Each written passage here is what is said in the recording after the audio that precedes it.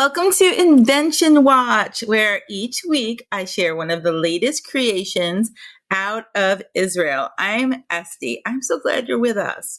We're not here to judge or debate, maybe debate a little. We're here to notice, to witness, maybe wonder a little. This week's innovation comes from an Israeli startup with a striking name. It is called Metatron N.R.G. That's Metatron N.R.G. That is very interesting. They're developing a very small nuclear fusion reactor. I have to admit, I'm not the most scientific, so I will try to explain this as best as I'm understanding this, but do not take this as the gospel here. Something that, if successful, could provide a new way to generate energy. The article I read this about was published from Israel 21C, and it was on April 14th, 2025, written by Abigail, Klein, Leichman. So what is it? In simple terms, it is a nuclear fusion reactor about the size of a desktop computer. Fusion, as the article explains, is the process that powers the sun.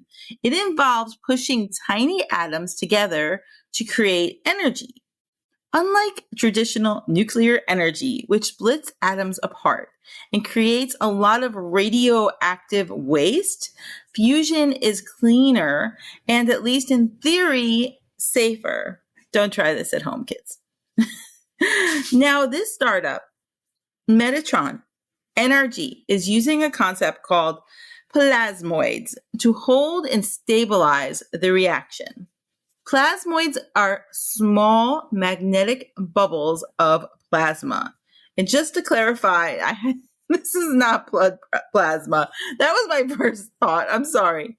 This kind of plasma is the fourth state of matter, an electrified gas, like what you find in lightning or in the stars. You know, when you're young, you learn there's liquid, there's gas, and there's solid. Well, apparently there's a fourth one nobody told me about, and that is electrified gas and what you find in lightning and stars.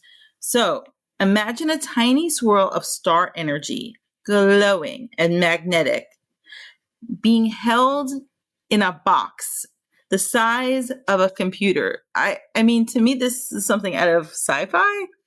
It's still early and it's experimental, but this invention has already reached a milestone. They've achieved sustained fusion reactions in a lab setting. Would you want to be in the lab when that happened? I don't know. I think so. The founders, Clara Slay, I don't know if I can say her name, Szalai, and Dr. Yeshayahu Eisenberg, good name, shared that the project has taken over 3 years of research and was developed with just $2 million in funding. $2 million sounds like a lot to us, but that's like easy Shark Tank money, right? Again, I'm not here to say whether this is going to change the world.